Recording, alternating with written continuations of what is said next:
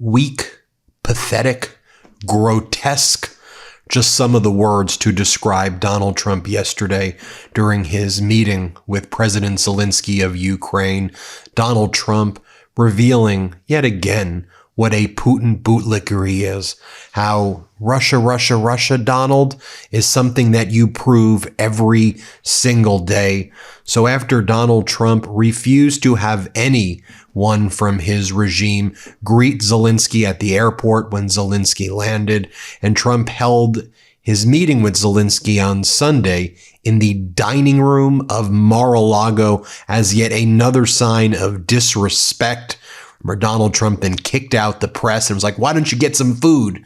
Get some food. Or are you going to say if I tell you to get some food, it's a bribe?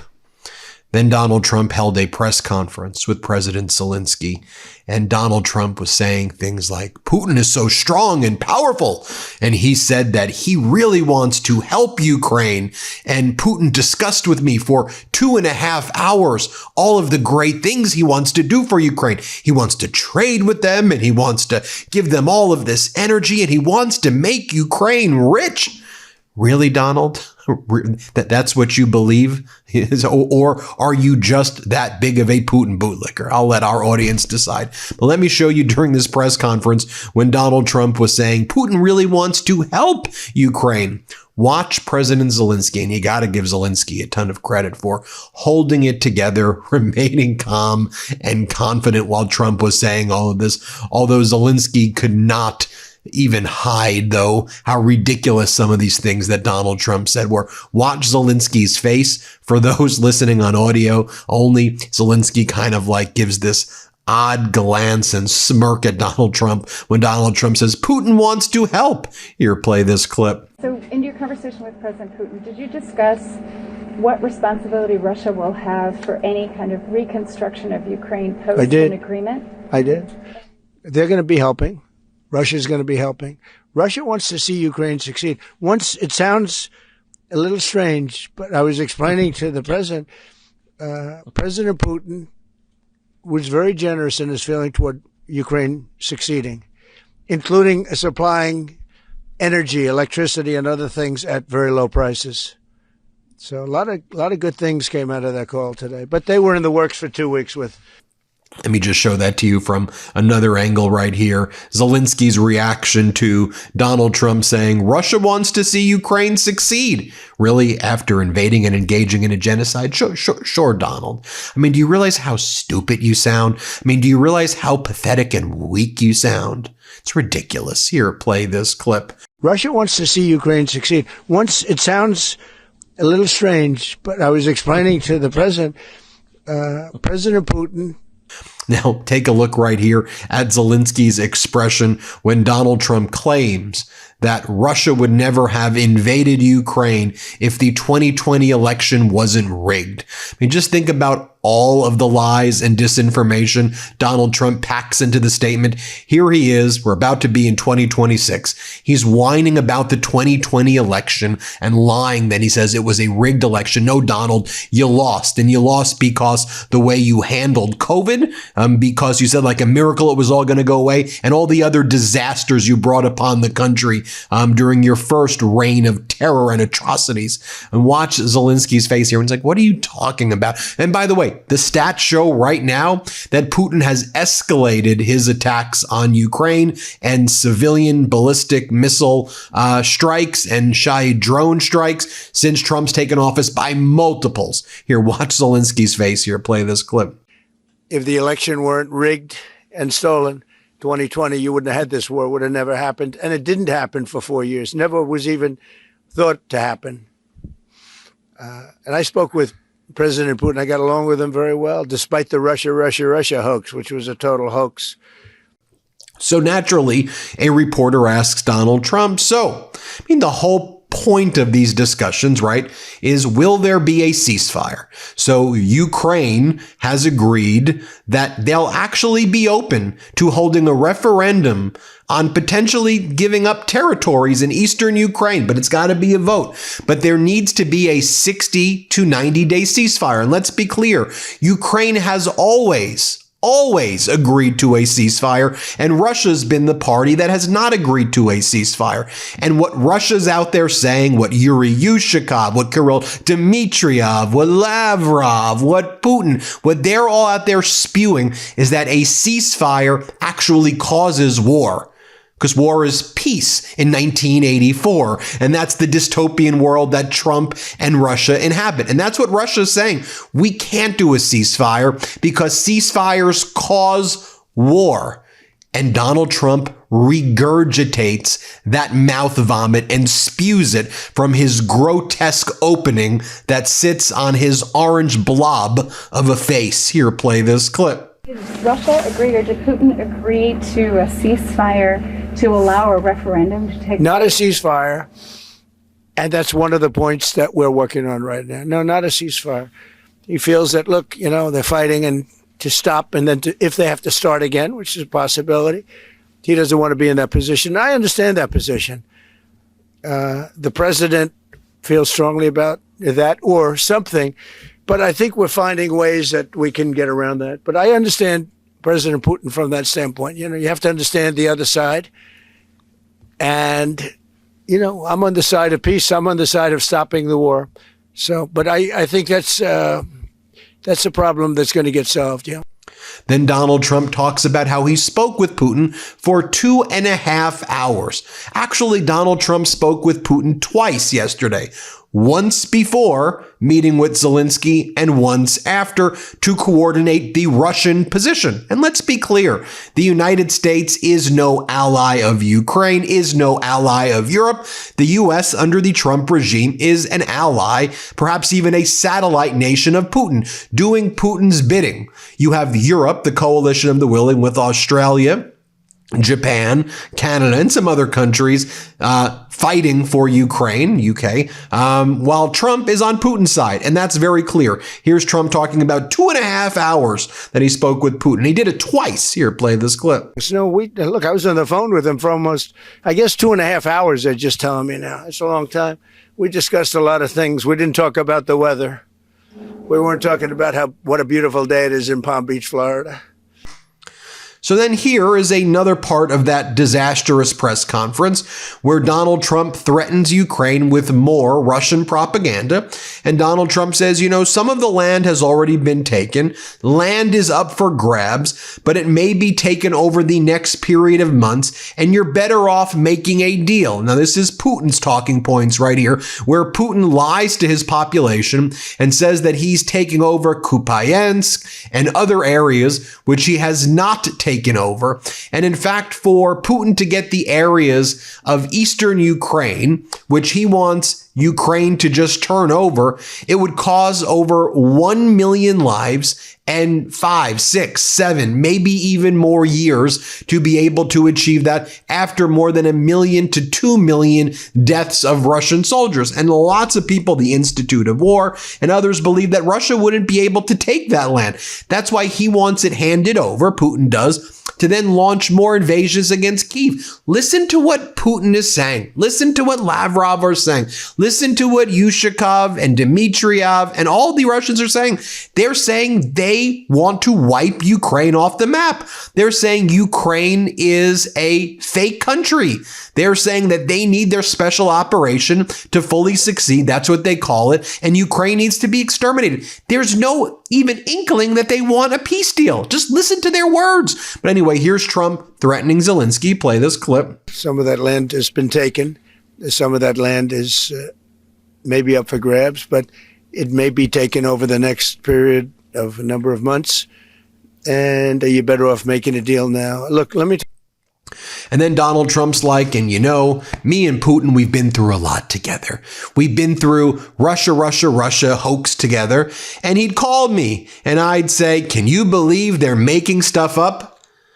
So he would call you privately in calls that you never discuss publicly, and you would commiserate over Russia.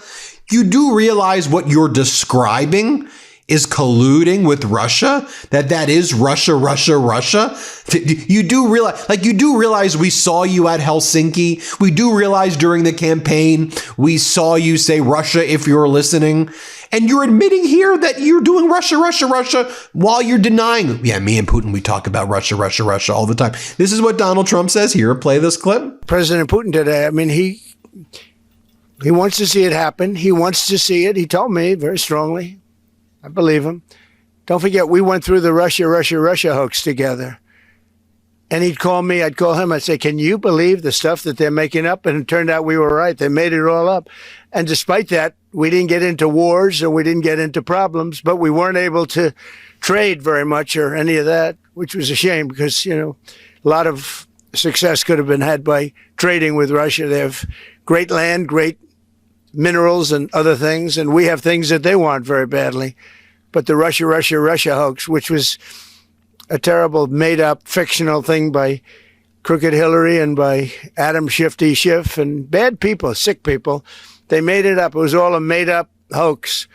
But it kept us really from dealing with Russia, kept Russia dealing, you know, from dealing with us. So, but despite that, we got along. And I don't know, I think we're going to get there. I know him very well. I think we're going to get there. And I'll pull out the receipts. This was Trump 9 years ago, maybe 9 years ago or more, at Helsinki. Remember what Trump said, that he trusts Putin over the United States intelligence agencies. Play this clip. I will tell you that President Putin was extremely strong and powerful in his denial today. And what he did is an incredible offer. He offered to have the people working on the case come and work with their investigators with respect to the 12 people. I think that's an incredible offer. Okay, thank you. Or how about during the campaign where Donald Trump said, Russia, if you're listening, Russia, here, play this clip right here. Russia, if you're listening, I hope you're able to find the 30,000 emails that are missing. Next, Donald Trump is asked, what's your message to the family members of the more than 100 Americans who died on the Ukrainian battlefield? Trump can't even say thank you for your service. Here's what he says. He goes, it's just a shame to die in foreign countries. Here, play this clip. In your conversation with... You were saying that you've said multiple times that you want to stop the killing, and nearly 100 American citizens died in Ukraine on the battlefield. Yeah. What's your message to their families whose loved ones died fighting for you? Well, look, I mean, the message is so obvious. It's what a shame. They died in a foreign country. And some are celebrated people. They're very celebrated. But so sad that a thing like that would happen. Yes, ma'am. Obviously, security is a major issue for the... As you know, earlier today, Donald Trump posted the message, I just had a good and very productive phone call with President Putin of Russia prior to my meeting with Zelenskyy of Ukraine. The meeting will take place in the main dining room of Mar-a-Lago. Kyiv Independent reporter Ilya Pomerenko writes, isn't this beautiful? This is he's being sarcastic. A ceasefire is a way to war. War is a way to peace. Orwell is just mass producing electricity in his grave right now. Here's the statement from Yushakov, Kremlin foreign policy aide Yushakov. Putin and Trump think the temporary ceasefire proposed by the EU and Ukraine will lead to a prolongation of the conflict. Take a look right here. Michael Weiss did some great reporting on this. This is the Kremlin readout of Trump's call with Putin. This is what they're saying happened in Russia. Putin held a telephone conversation with Trump. Here are the key points from Yushakov's statement. The Russian president agreed with Trump's proposal to continue to work on the settlement within the framework of specially created working groups. The parameters of the working groups on Ukraine will be announced in early January. The American leader stated the need to end the war as quickly as possible. Putin and Trump hold broadly similar views that a temporary ceasefire will only prolong the conflict in Ukraine. So Russia is saying that Trump told Putin that a temporary ceasefire will prolong the conflict in Ukraine. Trump called Putin to discuss the Ukrainian settlement before meeting Zelenskyy. In Russia, they're also saying Trump initiated the call, not Putin calling Trump. The parties agreed to talk again by phone about the results of the meeting between Trump and Zelenskyy. So Trump's the one who's calling Putin, according to Russia. And Trump's never rebutted that. It makes sense for Kyiv to make decisions on Donbass without delay, taking into account the developing situation on the front lines. This is more Russian propaganda. And what Russia is saying that they told Trump, and this is what Trump was regurgitating, is that Ukraine needs to give up all of Donbass because Russia is lying and saying that they're making rapid advances on the front lines, which is not true. Trump admitted that the Ukrainian conflict was the most difficult one for him. The U.S. president listened carefully to Russia's assessment of the prospects of reaching an agreement. The conversation with Putin was organized at Trump's initiative to finally end hostilities. A responsible decision is required from Kyiv. In a conversation with Trump, the Russian leader stated the importance of continuing to focus on the understandings reached in Anchorage. Right. So what else was going on in those conversations about forcing Ukraine to surrender? Trump spoke of impressive prospects of U.S. economic cooperation with Russia if the conflict in Ukraine ends. The parties exchanged New Year's greetings and wished happiness to the people of the Russian Federation and the United States. Have you heard of anything more weaker and pathetic than that? And let me just contrast Donald Trump's discussions with Zelenskyy compared to Prime Minister Carney's discussions with Zelenskyy. Trump Zelenskyy I showed you. Here's Carney and Zelenskyy. Let's play this clip right here. Welcome. Thank you for taking this time. This at a crucial moment in this process. Under President Zelenskyy's leadership, we have the conditions, the possibility of a just and lasting peace. But that requires a willing Russia.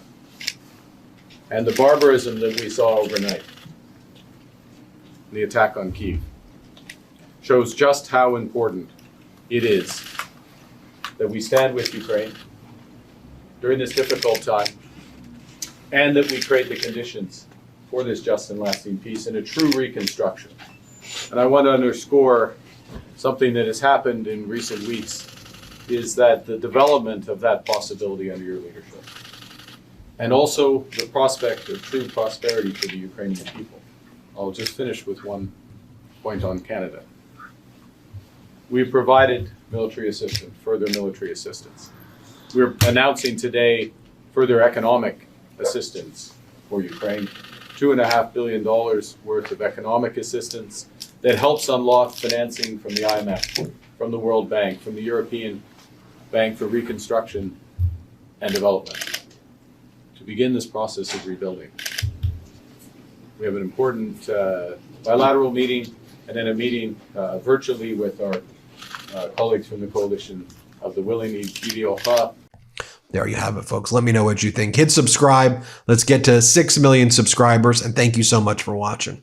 Hey, Midas Mighty, it's Ben, Brett, and Jordy, and we just want to thank you for being the backbone of this movement. This year tested us more than ever, but together we proved that pro-democracy voices don't just compete, we win. We took on the entire MAGA machine, won a Webby for Podcast of the Year, the MeidasTouch podcast, and you were with us every step of the way. And trust us, what we're working on next is bigger, bolder, and built for 2026. Let's keep this momentum going, spread the word, we are just getting started. Shout out to the Midas Mighty!